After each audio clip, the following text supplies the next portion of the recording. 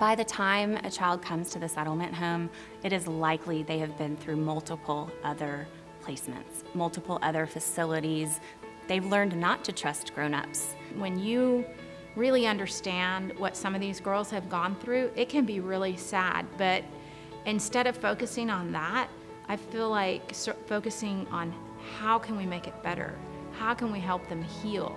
How can they turn their life around and feel worthwhile?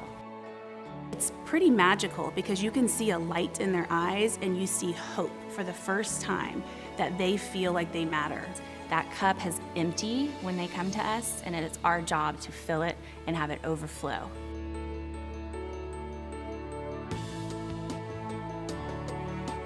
Our programs and services are set up to meet the needs of the individual. Everyone can start at a different place. We have residential treatment center, group home program, and we have a transitional living program for young women aged 18 to 21, aftercare services for any child that ever lived at the settlement home. We also have a charter school on campus that's run by the University of Texas.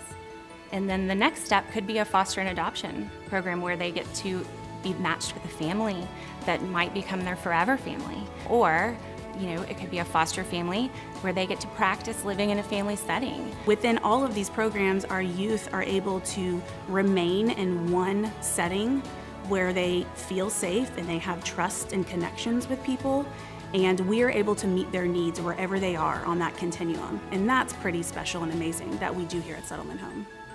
I feel like we've set the standard for foster care that other organizations come and they tour our home to see what is it they're doing there, because they're doing something right.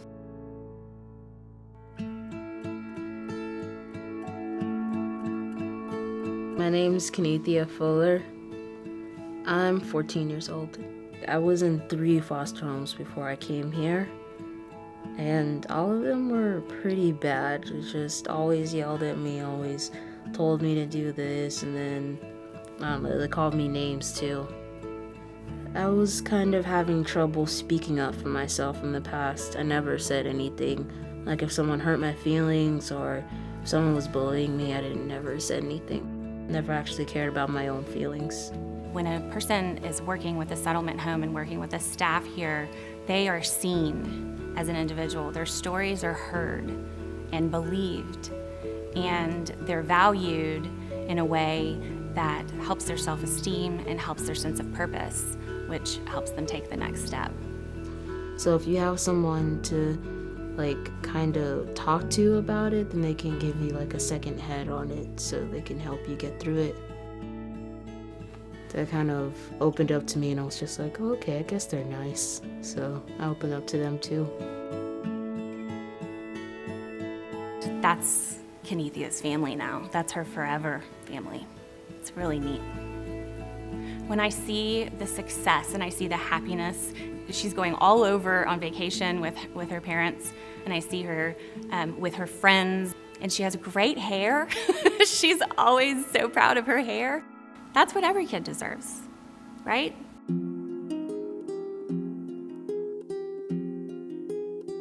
My name's Priscilla Mejorado. I'm 18. Oh, no, that's a lie. I'm 19. My birth mom would move from house to house. She would go into prostitution just to make money. She would do drugs, and she would be around a guy that molested us, me and my sister. She had such little hope in life. She's such an amazing person. When she smiles, she can light up a room. I had a therapist named Jessica McKay.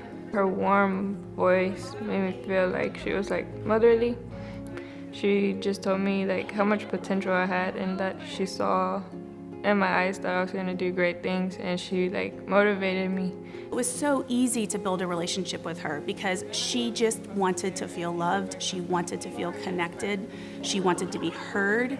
And so I just felt like I was in the right place at the right time to be able to be that person for her.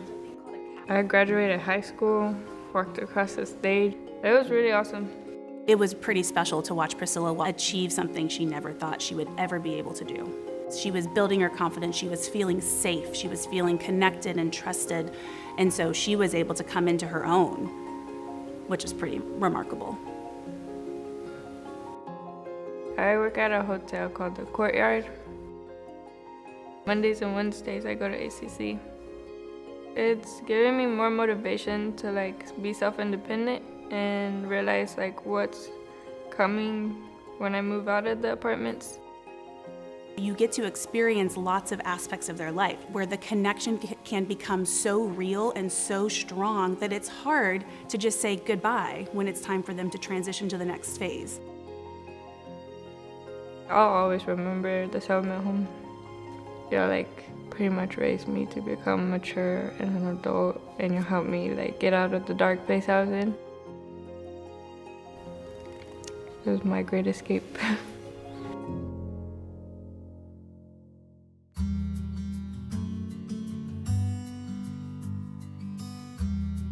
I am Quenisha Warren. I am 35 years old, and I was in the settlement home back around 95 from the time I was 14 or 15. I have two sons, Akiba, he's 12, and Micah, he's 9.5, he'd say. And they are the light of my life. When I look at them, I see generations, that are going to benefit from, the settlement home. They have stability, they have love, they have all the things that matter, so that's what makes a happy home. After years of sexual abuse, I'm grateful, that I've been given awesome tools to just really not make the same mistakes with my kids and give them, a normal childhood. Our vision is to end the cycle of child abuse, and what we know is that when an individual feels successful and cared for and accepted and worth it, when they move on, it is unlikely that they're going to repeat that with their own children. They see a different way.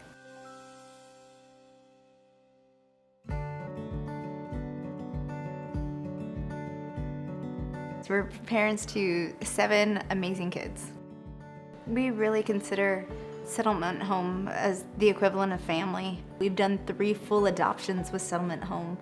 They've proven time and time again how they can support us. And they don't just support us, they love our kids. They recognize the signs of post-traumatic stress, and they were able to fill in these gaps. I think someone was coming to our house weekly, and I would go there for the kids' therapies weekly as well. And so they really, really surrounded us, and it was a wonderful thing.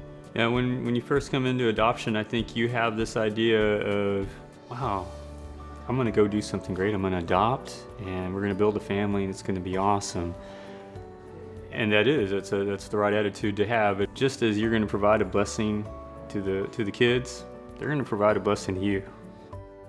Well beyond what you were probably ever expecting. Adoption is a humbling privilege. It really is.